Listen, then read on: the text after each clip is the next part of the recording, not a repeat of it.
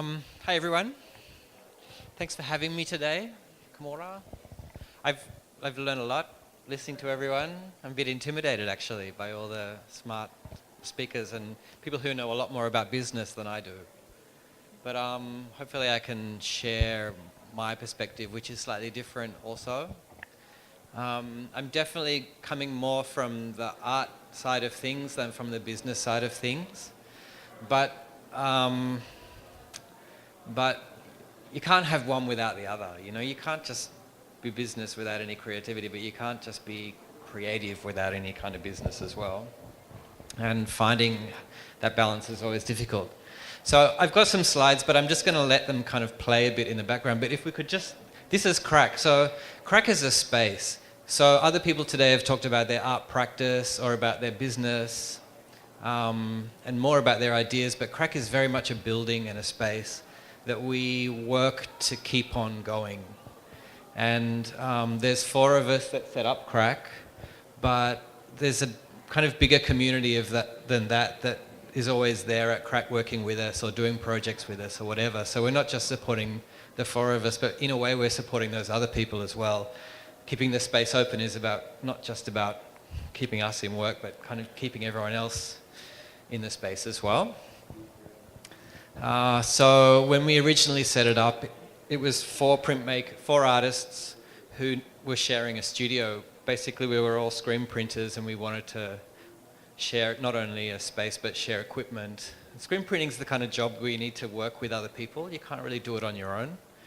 So we just needed a studio, so we rented a space, we fixed it up, we put all of our equipment in there, and then very quickly we started working collaboratively together.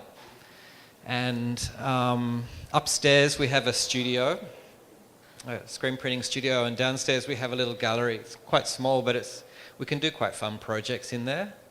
And so within only a few months really, we started a collaborative project, and we've been doing collaborative projects together ever since, as well as our own work as artists, producing our own work. And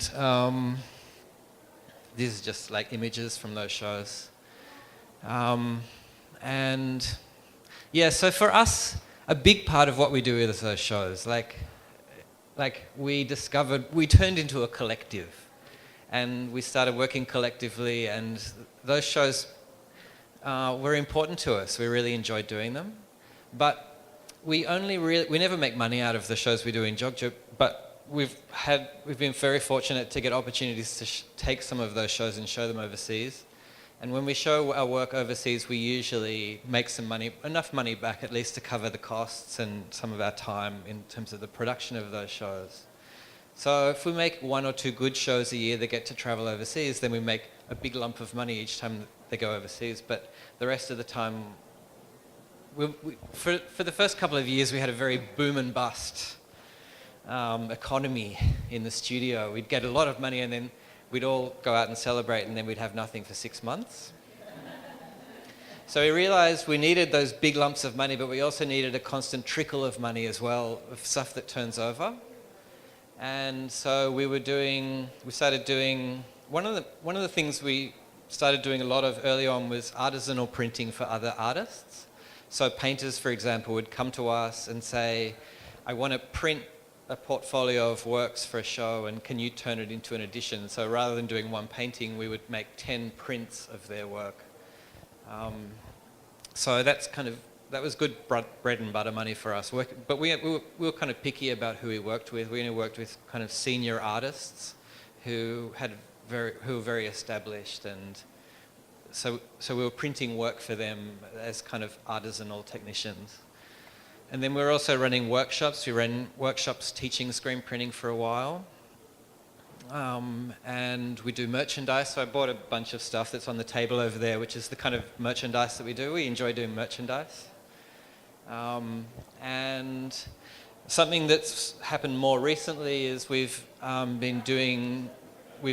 so upstairs is our studio, downstairs is our gallery, and we've also rented a space at the back of the studio, which has a little room in it, and we've started, for the last couple of years, we've been running residencies. So artists come and stay with us for 2 or 3 weeks, and they'll print their own work, but we'll give them technical assistance to do it, and they'll use all of our equipment, and they'll also can stay in the space as well.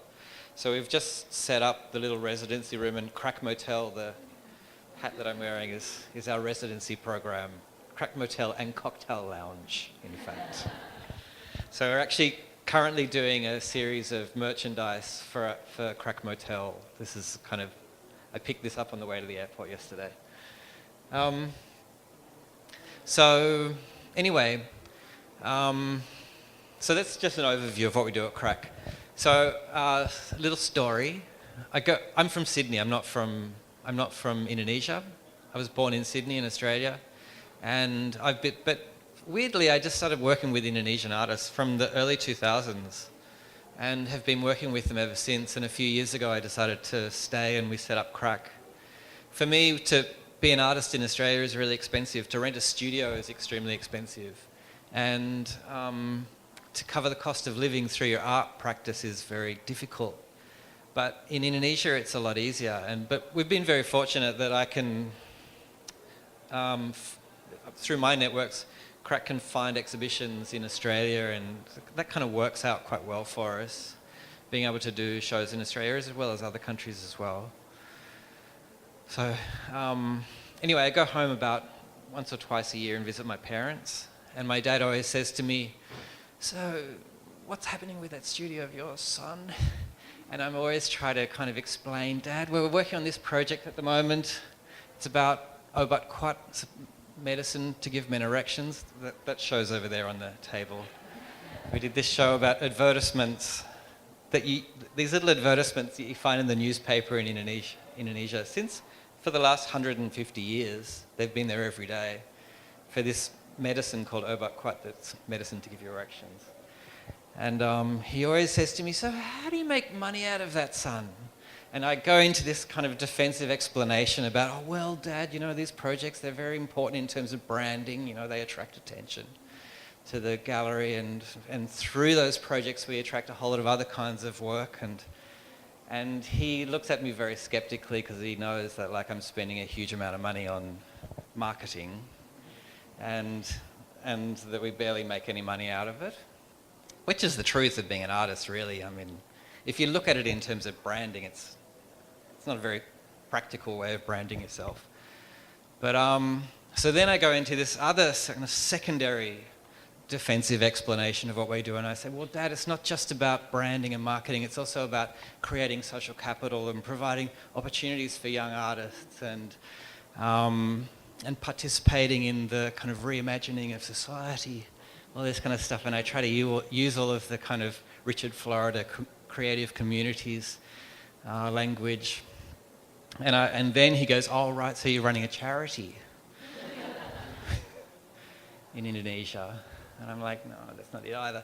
But the point is not my Oedipal crisis with my father, which is ongoing even at my age. The point is that when we try to defend our practice as artists, using the kind of language of marketing and the language of creative communities and development, we always come across sounding like losers. We always come across sounding like we don't really know what we're doing. And I think, and I was very wary when I saw the promotion for this show, when Kumura was talking about brand and sales and partnerships and creatives and all of that kind of stuff. I was like, "Oh, this is exactly the paradigm that I don't come across well in." When I try to use that language, I always, when I use the language of marketing people or arts bureaucrats or development people, I always come across, artists always end up sounding like crazy people, basically. So but the thing that really appealed to me about Kumura was that this is also a forum for storytellers, and storytelling is something that we do know about at Crack, and I think something that we do quite well. And for me, that's a language where I think I can talk about what we do at Crack. So all of these shows that I've been showing here are little projects that we've done at Crack over the years. So over over the last 6 years, we've done projects about this one was about the reimagining of Indonesia, or the difference between the Indonesian dream and the Indonesian reality. So it was a kind of historical story, the story of Indonesian advertising. We've done stories about Islam in Indonesia, and contemporary Islam, and we've done stories about sex, Viagra. We've told stories about youth culture and love and a whole lot of other kind of things. And each project we do is like a story that we're telling, and that we're trying to engage our audience with in new ways. But also each of those stories is part of the bigger story of who Crack is. So it's kind of a bit like an episode in a series, for example, or a chapter in a novel. Like we see each exhibition and each project that we work on, like this one as well, Crack Motel, as a kind of new chapter in the story of Crack. And over time, we've kind of developed an audience for that story as well. And with each time we bring out a new project, we always try to we use the language that we've established in our previous stories, but we also try to give it a bit of a new twist, to surprise people and to shock people and to engage, kind of like give people more than they expected, or to challenge them. We always say that we try to offend at least 30% of our audience, because if you're not offending at least 30% of your audience, you're not really challenging them enough. 50% is actually good, I reckon, but still workable. More than 50%, you kind of have to rethink what you're doing. But yeah, so for me, that idea of a story, that Crack is a story that we're constantly retelling and constantly producing new chapters in that story, is for me a better way, a better language to be able to talk about what we do as a space than to use that kind of language of branding and marketing that that other speakers have used today, but which I think is appropriate as well, but it kind of doesn't quite fit for us. But it also kind of becomes important in other ways as well. Am I talking too long? No?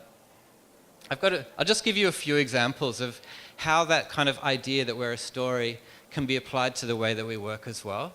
So a thing that often happens to us is we often collaborate. So we're always kind of looking for partners that we can work with and collaborate with to either produce their work or doing education programs or funding and sponsoring projects. And each of those relationships is always kind of like fraught in some ways. Like a common one that we come across is people say they want to collaborate with us, but really what they're looking for is the cheap third world screen printer, and that they think that we're going to be that person for them. And often this happens with international artists that want to come and do a residency, but it also happens with brands. We once had a strange thing where, and it wasn't Nestle, but it was someone working for Nestle wanted us to produce something for a launch that they were doing, but really didn't want to pay us for it. But they were calling it a collaboration. And we were like, yeah, but that's not our story. That's your story. Like, you're wanting us to be your kind of cheap technician, but that's not, how does that work for us? Like, we're happy to do the work if you pay us for it, but that's not kind of a collaboration as far as we're concerned. Another example of how our story often becomes complicated is we get, regularly, probably once or twice a year, we get involved in a project which is funded through a foreign NGO or through a museum a museum or a gallery from Europe or Australia or whatever. And they often come to Indonesia with this story in their mind about the kind of project that they're going to do. And often that story is the story of the deserving poor. Like foreign European galleries often come to Indonesia and want to do this story. They're curating this show which is going to be about the deserving poor and how they supported the deserving poor. Or the other show that they want to do is The Good Muslim. It's a very common narrative that people try to kind of curate Indonesians into. Or they do other shows about human rights shows about queer Indonesians or things like that, where it's actually their story that they're projecting onto Indonesian artists, whereas actually not very many Indonesian artists are producing, not many Indonesian artists see themselves as the deserving poor, or as the spokesperson for Islam, or as the human rights kind of victim as well. But they're almost being asked to create that story and to tell that story in order to fit into the curatorial agenda of a foreign NGO or a foreign museum. So we also have to resist those kind of stories as well and go, well, that's not a story that we can tell. In fact, for me especially, I mean, that's a whole other story, how I fit into crack and how crack, we could go into that later. And then there was another kind of story I wanted to talk about as well that's often a problematic story for us. My notes. Yeah, but so for us, you know, those kind of ideas of that we're this story and we're constantly trying to produce the new chapter in our story, but we need to really protect what that story is really important. And I really do feel like for the four of us at Crack, that's kind of for us really the most important thing about what we do. I mean, we have to look after the money, and we're all hopeless at looking after money, but we have to do that, and we try to make it all work. We try to make every project pay for itself in some way. But for us, that's not the main point of what we're doing. For us, the main point is that the four of us ended up in this story, and we're trying to keep it going. And the truth is, we do make a little bit of money out of it. We're sustainable. We're not rich, though. I mean, I don't think we're ever going to be rich as a result of Crack. But we get a lot of kudos from it, and people like our story, and they invite us into projects so that we can keep on telling our story, and they enable us to tell that story. And that's why I think we keep on doing it. That's what really excites us about it. And that's also why we have to be really careful about the kind of story that we're telling. Because once you lose track of the story and it spirals out of control, it's kind of like hard to bring it back again. So yeah, for us, that's kind of like what Crack is and why we're doing it. And actually, I felt really self-conscious listening to all the speakers today, who some come from very kind of high-powered, big projects, and some people really know how to work with scale in this room today, and I really respect that. Because Crack is quite simple and it's quite kind of manageable between four reasonably hopeless artists who are not very good at managing money. But telling you that, I actually feel proud of what we do at Crack, and I'm glad that I've been able to put it that way. And yeah, thanks for listening. Thank you. Now open the floor to questions. Guys? Yes. Hi, I'm just curious, since you're based in Indonesia, they're known for their very particular defamation and blasphemy laws. Is defamation and blasphemy laws? Is that a consideration when you're producing art or shows? Like, would this get the government's attention or those things? It's just yeah. Yeah.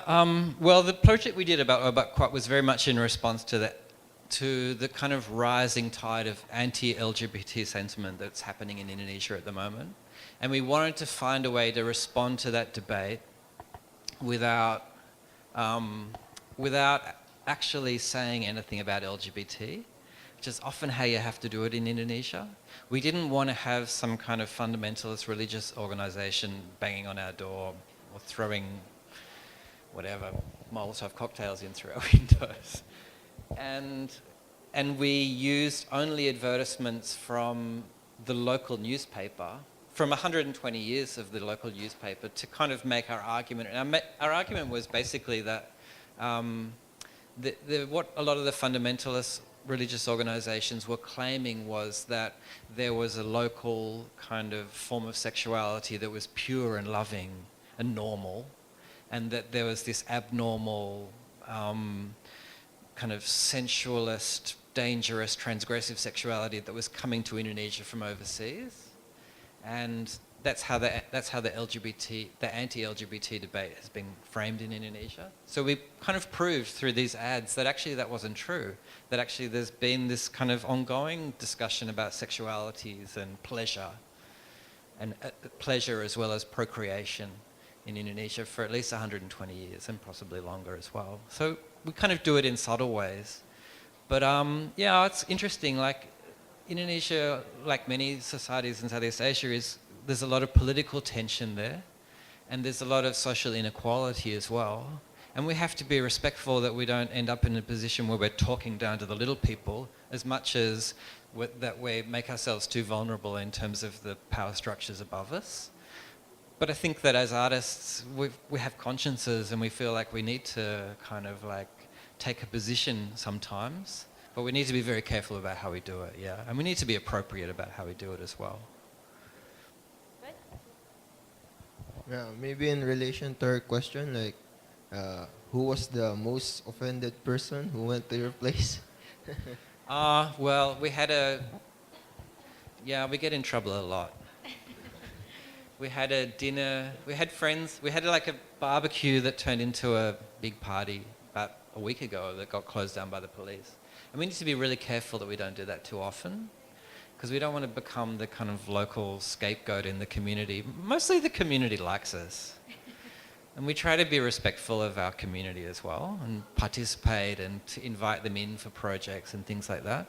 We're not a development organization. Like some artists feel like they have to go and, teach people how to make clothes out of recycled straws, and we don't do that kind of stuff. We don't feel like that's our job as artists. We feel like our job is to be the problem, not solve the problem. And I think that's important, Sometimes it's good to provoke people, but anyway, we try. Yeah, it's fun to offend people every now and then, but you can't do it all the time. More questions? Anyone? Yes.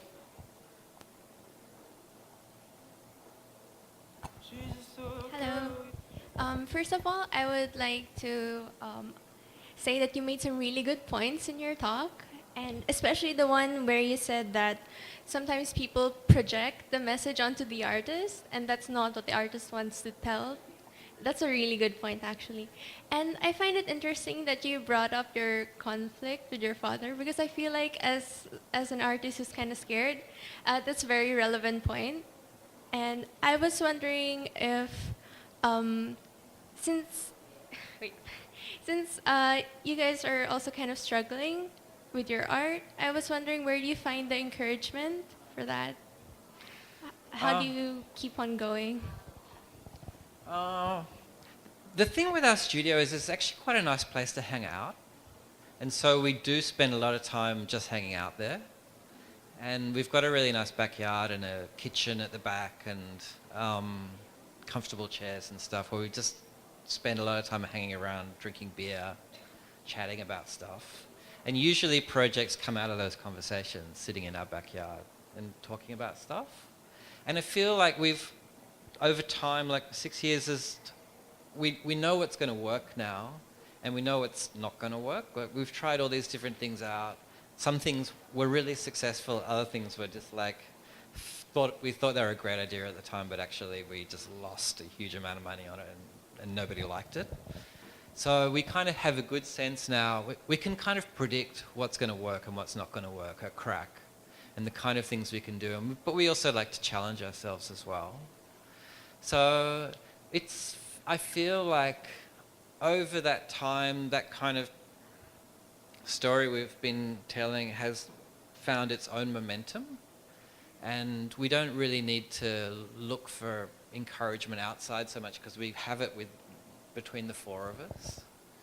And we all bring different things to the table as well. Like, we're quite different personalities, but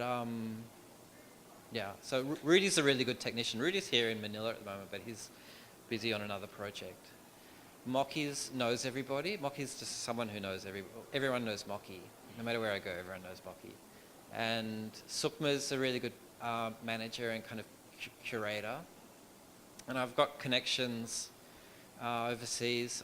I'm the English speaker of the group. And so between the four of us, it kind of works out. We bring different stuff into the group, and that kind of works. The stuff I was saying about my dad is kind of like, I was kind of joking, but it is kind of true. When you talk to funding bodies, and you talk to like marketing people, and you talk to design people and stuff like that, I always feel like I'm talking to my parent. That I have to defend myself and explain myself in terms that they're going to understand, and using a language in which they feel like they're normal, but I feel like I'm just less than normal. Whereas I'm always Whereas I know when they come into the gallery, it's the opposite way around. I know that they like what we're doing and that they get it. And actually, I feel normal in the gallery, and I know that like those marketing people actually feel a little bit not normal. Do you know what I mean? It's kind of like you're in this paradigm that, like, the gallery is this and the studio is this paradigm where I feel right. But yeah, when I start writing grant applications, I'm just like, ugh. Yeah, anyway. I feel Thank like you. We have room for one last question. Anyone? Any takers? Sorry. No. Yes, last one. Okay. Good evening. I was wondering enough how you work essentially, since you mentioned that you're a collective, how you're able to work each other's, for example, differences, and because working as collective, you might have some ideas that conflict the other members, the other four in your group. So the other three, yeah, you're the fourth one. So sorry. So anyway, though, has there been a case when you have had conflict with your fellow co-collective members, and how did you resolve those issues? Yeah. Well, I don't think that like collectives and collaborations are ever completely flat. Like, I don't think there's a kind of pure democracy. We're not like this kind of utopian collective four-headed human being. Correct, certainly not. And there's things about each other that irritate each other. I won't go into the details. But yeah, I mean, one of the nice things in Indonesia is that people are very non-confrontational. Like before I moved to Indonesia, I worked in a big gallery in Australia where I had to manage a team of people, and every day, like, Australians are so conflicted, let me tell you. Like, and not shy about letting you know about it. Whereas in Indonesia, people are extremely polite. Java especially, Javanese culture is extremely polite, so like that's been a big relief for me. But yeah, there's always kind of differences and conflicts and misunderstandings and all of that kind of stuff. But I feel like the four of us we kind of, like a few people have said here today, for us, we like having crack. Oh, another thing I don't know if I mentioned, but we all have second jobs. We all, like, at a certain point, we all realize that in order to keep crack going, we couldn't just live off crack. And if we wanted to live off crack, we would have to turn it into a completely different beast. So we all have jobs outside of crack that sustain us as well. We do make a little bit of money from crack, but we couldn't live just on our income from crack. And I think that has taken the pressure off a bit, because it means that we're not in the studio because we have to be there, but we're in the studio because we want to be there. And that actually makes a big difference. I mean, it would be great if crack could fully support us, but it doesn't really pay the bills. But the thing that it does is it gives us lots of opportunities. Like, got me here today to Manila, which is kind of exciting. You get those little perks. Moki's in Australia at the moment installing a work for the APT, and Rudy's installing a work in Manila also. Sukma's playing Cinderella this week, back at the studio. But yeah, we get a lot of perks out of having the studio that make up for the fact that we're all broke. But that's the life of an artist, I think. That's the sacrifice you make. Did I answer? Oh. Yeah. Did he answer? Good. Okay, so anything else? Last words to wrap up this discussion? Oh my goodness. No, but I really appreciated being here. I've learned so much from everyone else, and I'm kind of... So have we, I think. Yeah. Yeah. There's so many things I have to go back and put into place that I feel like, oh, we haven't been doing that. But yeah, it's been great. Thanks for the opportunity.